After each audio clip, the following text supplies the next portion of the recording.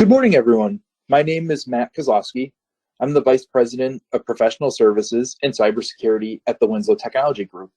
This morning, I'm excited to chat with Rick Gowan, and he's going to present an anti-ransomware infrastructure design session. Rick, do you want to introduce yourself?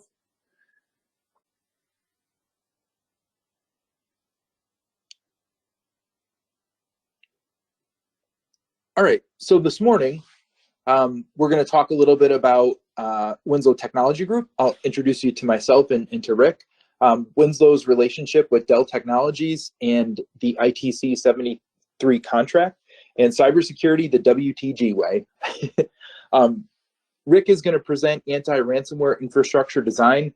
Really interesting, great talk. I think you'll enjoy it. And at the end, we're happy to answer any questions related to this talk, the ITC73 state contract in Massachusetts, and cybersecurity in general. Just a little about WTG. We're headquartered in Waltham, Mass. We have locations in New York City and Charlotte, North Carolina. We focus on solutions from the desktop to the data center and beyond to cloud. So that means virtual, converged, hyper-converged, your data protection, which is especially important today with ransomware, from backup and recovery, and even endpoint protection. We have a whole slew of mobile and desktop solutions available to you. And to complement the products that we offer, we have a complete professional services organization where we can help you design, install, and configure things. We can provide support and maintenance. And then we have a full portfolio of cybersecurity products and solutions that range from consulting through assessments, and especially focus on your protection, detection, response, and recovery. And Rick's going to do a really awesome job covering anti-ransomware infrastructure design in a couple minutes. Not only do we focus on physical solutions like that server and that endpoint, but we can help you with cloud solutions also, whether it's a private cloud, a public cloud, hybrid, or multi-cloud. We can help you with your cloud strategies. What makes WTG a little different is we try to identify what we believe is game-changing and industry-leading technologies, and then develop really unparalleled technical expertise along with those technologies. We love to do demos, proof of concepts. We like to host and lead user groups and participate in that. And at the end of the day, your satisfaction is our #1 commitment.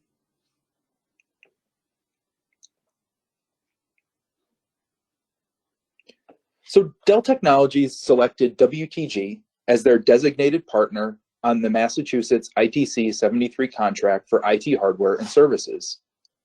Winslow has a broad experience architecting Dell storage and server solutions and providing Dell end-user compute solutions such as desktops, laptops, Chromebooks, and much more for many public sector organizations in the state of Massachusetts. So we're really excited about this partnership between Dell to deliver these products and services to the state of Massachusetts, and cybersecurity is certainly top of mind and part of that. WTG's approach to cybersecurity starts with the NIST Cybersecurity Framework Core, or the CSF. And the reason why we've selected the NIST Cybersecurity Framework Core is that it's pretty easy to articulate, it's pretty easy to understand, and it applies to a broad range of organizations from little teeny tiny shops to huge Fortune, maybe 50 companies, right? So you're identify, protect, detect, respond, and recover. We have, again, broad solutions that cover everything from your email protection, cybersecurity awareness training, vulnerability assessments, penetration testing, and last but not least, data protection, data recovery, and anti-ransomware infrastructure solutions, which Rick is going to talk about in just a couple minutes. After this, we are perfectly happy to provide you with a no-cost 60-minute consultative assessment. So basically, we have a interview-based framework, if you will, that revolves around this NIST Cybersecurity Framework Core. We'll talk about the core itself. We'll ask you a bunch of questions, and we'll give you a little guidance in terms of areas of improvement related to your security posture. We're also happy to answer any kind of top-of-mind questions related to cybersecurity with our cybersecurity experts on the phone. And after this evaluation, you'll get a full report color-coded with red, yellow, green, in terms of the responses that you gave and areas that you may want to take a look at a little bit deeper. So if you're interested in this, feel free to send an email to, I think it's webinar@winslowtg.com. The information will come up a little bit at the end of the deck. and we'll get started with that. I'm happy to introduce Rick Gowan, our Chief Technology Officer, to take you through anti-ransomware infrastructure design. Rick? Hey, thanks, Matt. So I'm going to talk to you guys just for about 20 minutes on what we're kind of thinking of as anti-ransomware infrastructure design. And the genesis of this discussion is that over the last couple of years, us, WTG, as a service provider to our customers and a consultative, trusted advisor, we've helped a lot of businesses recover from ransomware attacks, and it seems to be becoming more and more frequently.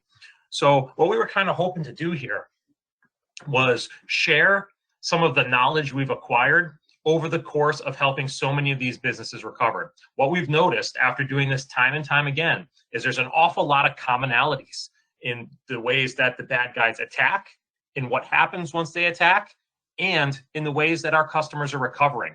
So instead of each person having to relearn this information when they're confronted with a cybersecurity incident, we want to pool that knowledge, get that knowledge out there to help you guys better prepare for the becoming more and more likely event of a cybersecurity breach, associated with a ransomware type of attack. So let's just start right away with, across all these customer profiles, how are the bad guys actually getting in? A common component of these attacks that I think a lot of people don't think about is third-party website breaches. This is where a third-party service has a breach where their, perhaps customer data, usernames, passwords, things like that are compromised by an attacker. That information frequently ends up on the dark web. Now, what happens is when the bad guys are targeting your organization, they look for your email addresses, extensions in some of these dark web dumps. And then they try that set of credentials against your corporate resources. And their hope is that perhaps that employee was a little bit negligent. Maybe they used the same password on the third-party site as they use on your corporate network. We've seen this happen numerous times where a customer used the same website on a breached website as they used, for example, on their corporate VPN. And right away, that gave the attackers access to the corporate network. WTG, for example, we do dark web scans. We look through all of these credential dumps for our own emails. We recently found our own accounts in the Drizzly breach data dump.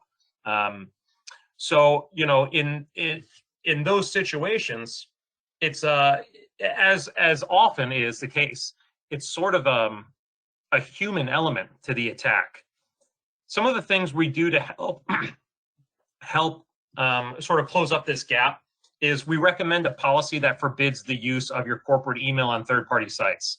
For example, a WTG employee probably shouldn't be using their WTG address to sign up for Drizzly. And by doing so, you keep the WTG name out of any breach or credential dumps, and it makes it a whole lot harder to execute this sort of an attack. The other thing that we do is combine that with periodic dark web scans. That's where essentially you're going to contract a knowledgeable security professional to scan the dark web for any of your corporate accounts. So you combine those two to mitigate that third-party website breach. Another one, we all hear about this all the time, is phishing attacks. Attackers are targeting end users and getting them to install malware or give up information. This comes in many different shapes and sizes. An example that was executed successfully against us some years ago is we received an invoice. It was for about $4,000 from one of our actual suppliers, and they had the template. They had all of the invoice correct, and all they did was change the wire and payment information. We actually paid that invoice, and we're surprised, some months later when the supplier comes looking for us saying we didn't pay our bill. One of the ways we help mitigate this is with end user training and testing via, there's third-party services that deliver these sorts of, education. One of them that we partner with is called KnowBefore. And then finally, the biggest exposure, and everybody on this call knows that they have some systems that are vulnerable right now. And that's unpatched systems that aren't up to date. We recently had a customer really roughly compromised as a result of some vulnerabilities and some firewall devices. They were aware of those vulnerabilities and hadn't patched them. The attackers took advantage of those unpatched exterior devices and were able to launch their attack. So this tends to be, in terms of mitigation, a combination of a patch and update program. Usually a component of that is something like server and end user device patching via something like Automox. Frequently that's combined with some professional services assistance, proactive maintenance to patch and update those devices that can't be handled by your traditional patch management solutions. So those are things like your firewalls, your switches, your storage arrays, your BIOSes, usually a multi-pronged attack to get the entire environment up to date and keep it there. So pretty simple. These are the three most common ways that we've seen these attacks start. How did these businesses recover once they were attacked? Well, interestingly enough, we've seen two general approaches here. Some customers just pay the ransom. It's typically paid in Bitcoin, and this ranges from a few $100,000 to multi-million-dollar ransoms. Some customers refuse to pay the ransom, and they're able to restore their data and secure their environments. In either case, there's typically a major remediation effort. After you pay that ransom, you don't want to just go about your day knowing those bad guys are still hanging out in there. So whether you pay the ransom or not, you then have to take steps to re-secure your environment. But in order to have this choice, you need to have made some preparations ahead of time. A lot of our customers that pay the ransom are doing so because they didn't take preventative steps before they were breached. So many of these situations result in a case where customers are only willing to invest in the preparations and protections required after they've been breached. There's a really easy way to seriously mitigate this risk, and that's to make your preparations before you get breached, not after. So, the security market is really crowded. There are so many products, so many niche products right now, where each one really addresses a particular threat or a particular gap. These solutions are, there's a lot of them. They're constantly consolidating. None of them are inexpensive. And what we kind of wanted to take a look at was how much of our attack surface and attack mitigation can we address with infrastructure and software that we already have. So sure, there's a ton of cool new security services and products that you can implement. But what about our traditional infrastructure and data protection we're going to have anyway? And perhaps by putting a little bit more effort into securing that part of the infrastructure, we can protect ourselves. So we looked at how the attackers got in and then how we're responding. Pretty interesting commonality that we've seen across almost every one of the breaches that we've responded to is that customers are using storage array snapshots to provide a layer of data protection. So in multiple cases, we saw attackers encrypt VMware data stores, encrypt virtualization data stores, and also encrypt backups. We have yet to see a case where the attackers have compromised storage array snapshots. So in many of these occasions, our end customers were helping them roll their environment back to a storage array snapshot that was taken, perhaps earlier in the day or yesterday or whenever it is. So we have seen this work successfully multiple times recently. This is a really inexpensive little bit of protection for yourself. Most modern storage arrays have things like dedupe and redirect on write to allow you to maintain a good amount of recovery time without having to buy a whole ton of capacity. Another thing is it's a small attack surface area. Like anybody can download VMware and research against it and practice exploits against it. But how many bad guys, particularly in some of these geographies where that are most commonly the sources of these attacks, how many of them have a power store, for example, you know, a high-end Dell power store or Dell Unity, or, you know, a nice storage array to practice their exploits on? It's, you know, it's a much smaller surface area than something like a VMware. We're also finding that they frequently, after a breach, want to keep the original encrypted data for forensic analysis. Many of our customers are working in sensitive verticals and end up having the FBI involved and other authorities where they want to do some analysis on the attack. What we're finding here is that the customers want to keep that encrypted data so that they can run that analysis. Snapshots are a great enabling technologies to support that. In addition to leveraging storage array snapshots, we're also finding that there's a lot of work that can be put into the storage array itself to harden it. For example, in iSCSI environments, a lot of times we don't have any type of authentication going at all. In fiber channel environments, a lot of times we have much less restrictive zone sets than we could have. There's a ton of hardening. We actually have an entire hardening document and a hardening service where we're able to come in and really lock down your storage arrays to minimize the risk and the damage that an attacker can provide. So, you know, just by hardening your hardening your storage environment and leveraging some longer term snapshots, you position yourself to really have, you know, another great means of recovery. You know, in one case, the attackers actually showed proof that they had logged into the storage array, showed a screenshot of the storage array's administrative GUI. And they didn't delete the snapshots because all these different storage arrays, again, how many bad guys have experience with all the different storage arrays on the market? Very small attack surface. So this is a great thing you can do ahead of time, not a lot of cost, and it gives you some options when it comes time to recover from a breach. Another one is data replication and bunkering. Frequently after a breach, we're finding customers want to do some data replication to a secondary site. Sometimes we implement some protections, some networking level protections to further bunker that data. Sometimes customers opt to apply extended retention on the, you know, the other side, you know, on the secondary or the target side. So for example, you could perhaps have, you know, less expensive media on the target side, so that allows you to keep the data for longer. You can also use that remote copy as your forensic copy, and that allows you to rebuild in place.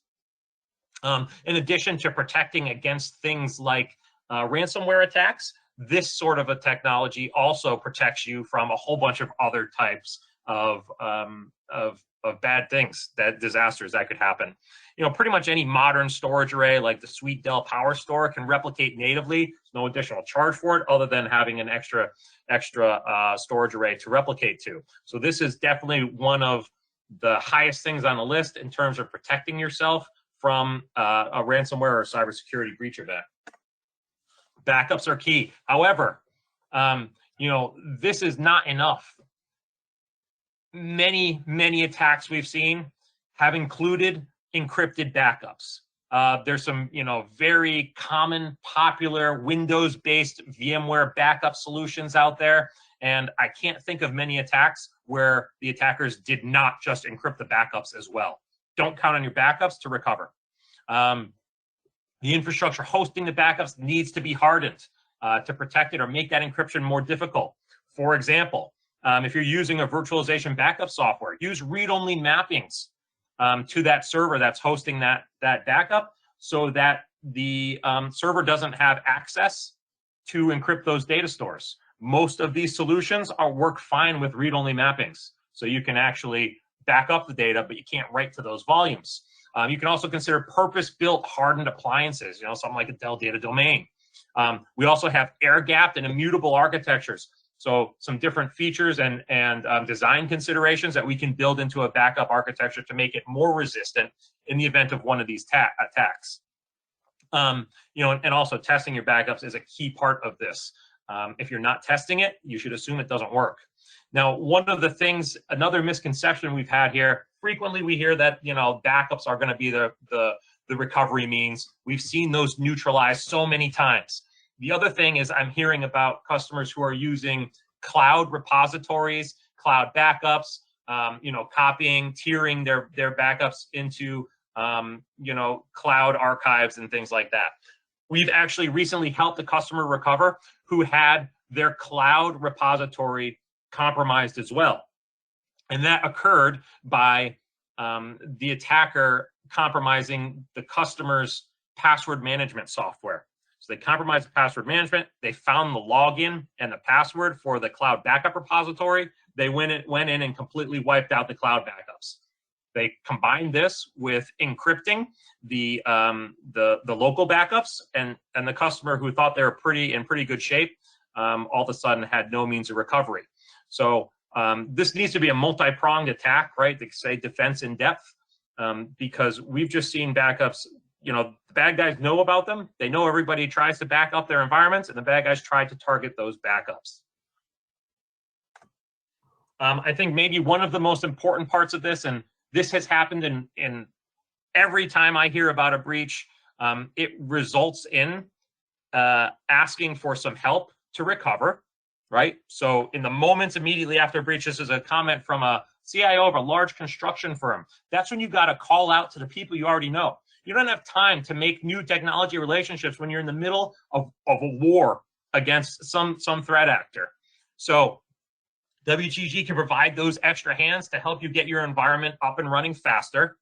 But after you've gotten yourself up and running, you're going to want to harden your environment to protect yourself from this happening again. And I think we would say maybe you should do that hardening before you get breached. But it tends to be a more difficult conversation, tends to happen more often after you get breached. WTG has the services, products, and expertise to harden your environments, harden your backup environments, harden your VMware environments, harden your storage environments. So much of these risks can be mitigated without buying any fancy security products at all, but just by applying proper, technology, maintenance, and management rigor. And that's what WTG can help you do. So quick here, I've got a couple of real life case studies. These are some actual breaches that we worked through. Here's it's a global biotech firm in Eastern Massachusetts. The bad guys were looking at $2 million in ransom, and that was demanded after a full compromise of the entire network. The bad guys were in that network for 10 days before they revealed themselves. They were in there for 10 days, compromising more machines, discovering more about the environment. So they knew about the storage array, they knew about the Veeam environment, they knew about the VMware environment. When they launched their attack, they locked out all the administrators, encrypted all the data stores and all the backups. As soon as these guys found out, they engaged WTG services. We deployed an incident response team to help them get their environment back up and running. In this case, we ended up rolling the environment back to using storage array snapshots. Their backups were useless. Their replication was incomplete. This is one of those cases where they said, we're only going to replicate the critical data. And then they realized that they had more critical data than they thought. So storage array snapshots allowed this customer to recover without paying any ransom. A major threat vector here was that third-party data dump. They also had unpatched systems, like we mentioned in that first slide. So common theme here as we wrap up, our customers, after they get breached, that's when they decide to take steps to not get breached again. Our advice, and our assertion is that it'll be less expensive in the long run to an ounce of prevention. Take some of these steps before you get breached. In most cases, these are the steps we find our customers taking after they get breached. Let's move some of these to the before time frame. But frequently, we're adding more capacity to storage arrays because they're realizing what an effective recovery tool those things are. So maybe just adding a few more drives to allow you to keep some more retention. We're also frequently adding a secondary storage array for replication or data bunkering, getting that data off-site. Sometimes we're putting in some networking controls to further bunker that data. In all cases, they're working with our services team after the fact to harden their backup environment and storage arrays. At the end of the day, that's your last line of defense. That's where the data actually is. There's a lot you can do to mitigate risks by properly hardening those environments. Usually after that, they're running vulnerability assessments, frequently coupled with a dark web scan, because that's often part of the attack vector. We're adding user awareness training. This is to help mitigate the phishing risk and it also helps with some of those third-party data breach risks. This frequently involves a testing program where we're actually testing our users. We're a lot of times adding managed detection and response services. This is where we're essentially having some sort of cybersecurity professional monitor your logs and systems for unusual activity. Patch management, keeping your systems up to date. Nobody gets breached and then goes back to poor patch management. Once you get breached once, all of a sudden you realize how important this is.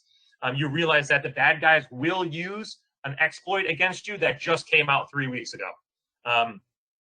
So patch management is key. And it's usually as part of that, we've got our co-managed services. This is where we're working with your IT team to do environment hardening, update your storage array, update your firewall. We have whole checklists designed to apply the settings and best practices to secure an environment. So in all cases after a breach, we're seeing customers execute these steps to position themselves and protect themselves against the next breach. I thought this was a really interesting quote from one of our customers that we helped recover.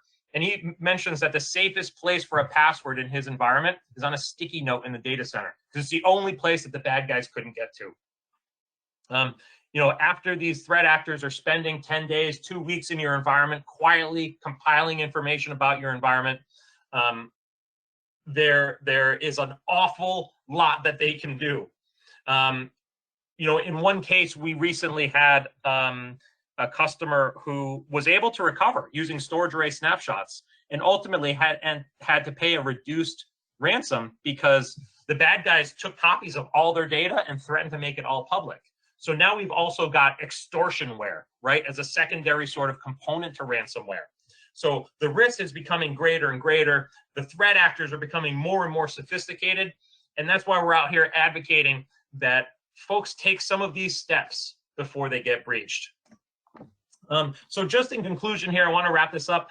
We take an assessment-based approach to all the problems that we solve for our customers, whether it's, you know, preparing your infrastructure to be more ransomware resistant, or trying to get your arms around what belongs in the public cloud and what belongs in the private cloud. Matt mentioned earlier this NIST security evaluation. It's free, right? We do this for free, and it really helps to check your gaps and how you align with the NIST cybersecurity core framework. Through this sort of guided interview type assessment, you'll be provided with you know, a nice PDF deliverable. It'll make some recommendations on how to solve different gaps. It'll you know, provide you sort of like a score that's relative to other folks, and generally it'll probably give you a good idea and some directions to start to better position your environment from a security perspective. But we also have similar assessments focused on VMware and disaster recovery and preparing your environment for a remote workforce. This assessment-based approach really helps make sure that we're able to identify gaps and provide a consistent experience to you guys. So if you're interested in getting started, maybe with something like a NIST security evaluation, definitely feel free to reach out to us. We'd be happy to walk through it with you, and we can guarantee that you're going to be provided with some useful information after the fact that you can then turn around and use that to have a more secure environment and to mitigate risks from ransomware and extortionware. I guess, any questions?